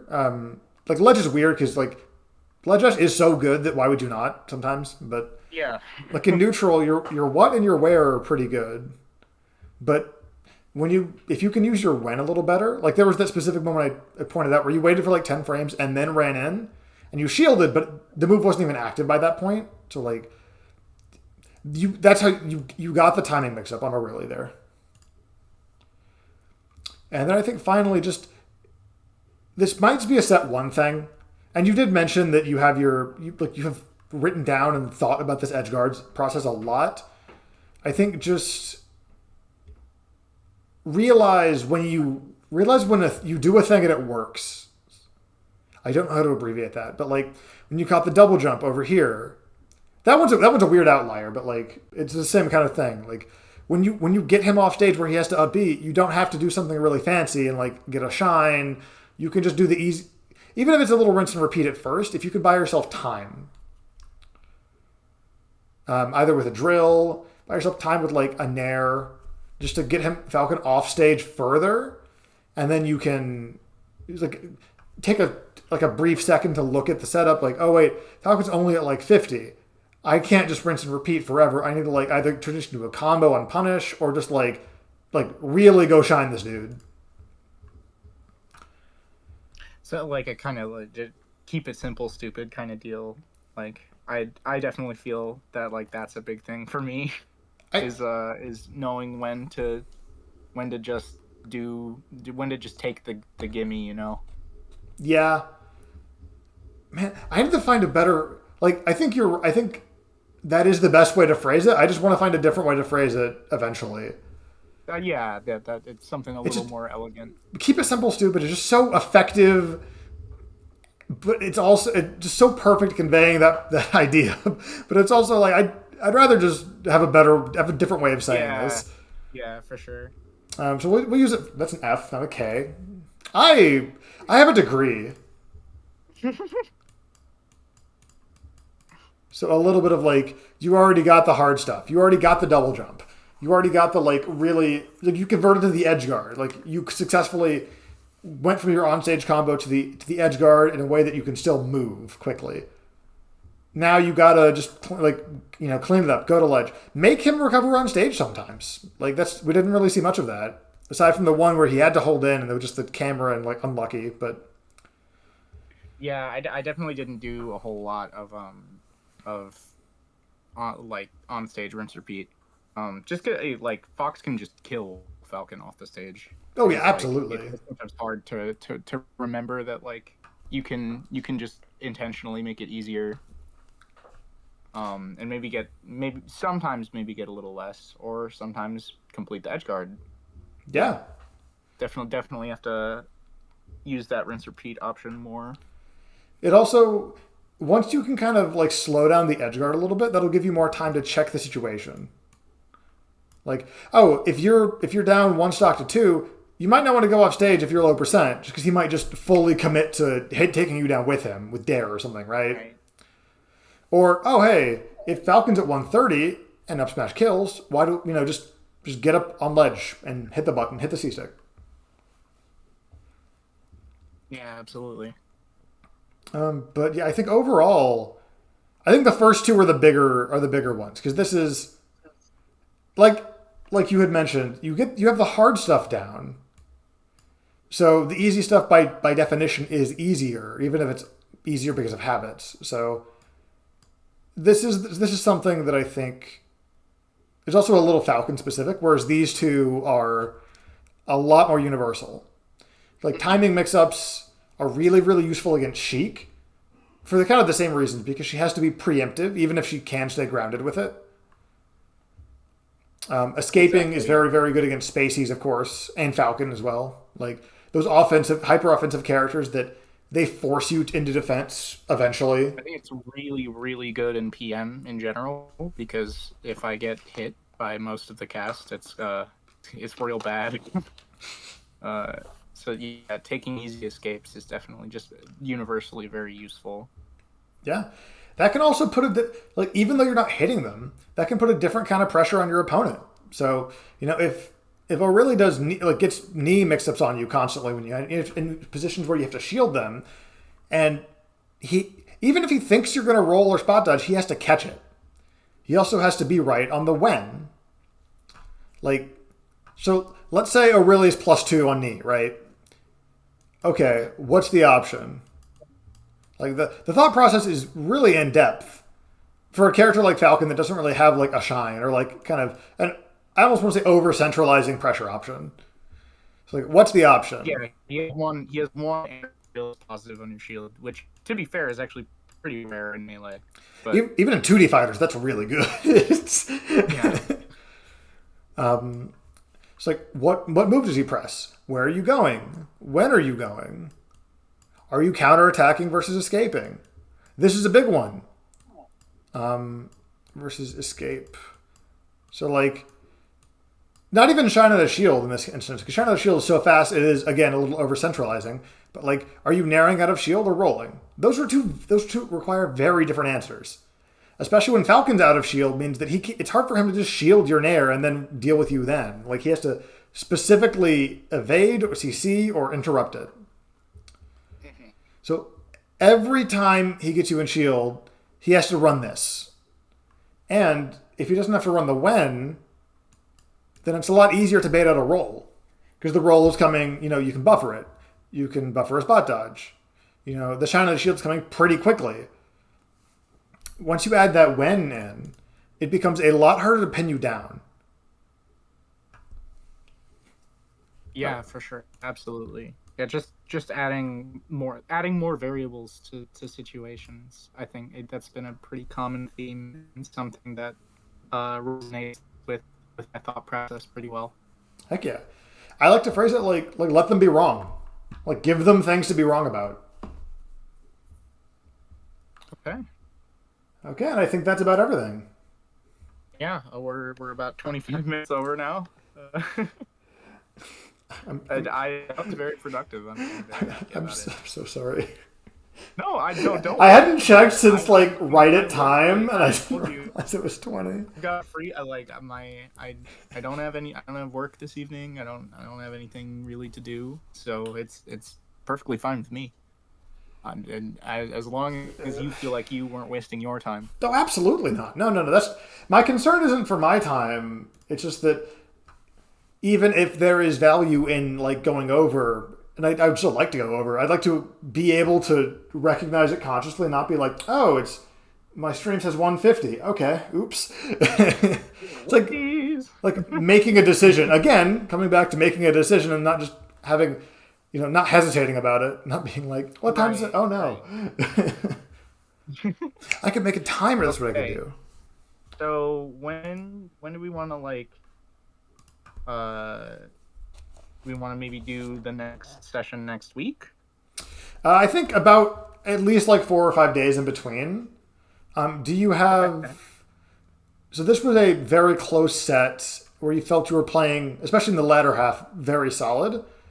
I don't want to necessarily go over a set where it's just a wash because there's a lot less to learn from in that. But do you? Yeah, there is one of these weeks I want to do. I want to specifically do a set where I feel like I don't know the matchup very well. Let's do that next week then, because that's actually a really good follow up on our whole like putting players or characters into like boxes to like stereotype them to save on mental stack, right? Sure. So I was thinking for that I could either maybe do a set with Metroid. I feel like that would be a little less useful because I feel like I'm probably going to start going Wolf for that match. But Lucario is my other idea because it's a set with Boat. Oh, I love talking about Lucario. Yeah, and I don't understand Lucario very well, so let's try I feel like that would be a decent idea. Yeah, let's do that next week then. Let's do Lucario when you play Boat. Sick. In my schedule on Metafy is actually updated a little ahead of time this week. Nice. So yeah, just go ahead and schedule that at your convenience. Thank you again for booking, by the way. And I'm going to go ahead. Is that uncommon? Oh yeah, booking in general. Okay. Yeah, sure. You meant my schedule. I thought you meant booking. I'm like, well, that's a strange question to ask. My little heart. Yeah. No, but my work sometimes will. Okay, every week for the last 3 months, we get our schedules or Sunday through Saturday, and we've got them Saturday, and it's really annoying. Hey. But we have a week ahead of time this time, which is great. Let's go. Okay, I'm gonna go ahead and cut the stream. Thank you all for hanging out in stream. This will be up on my YouTube channel, it's too small to actually find by searching Jasper, but if you search some keywords in there, like P plus or PM coaching or something, I'll probably pop up. Okay, I will catch you later, stream.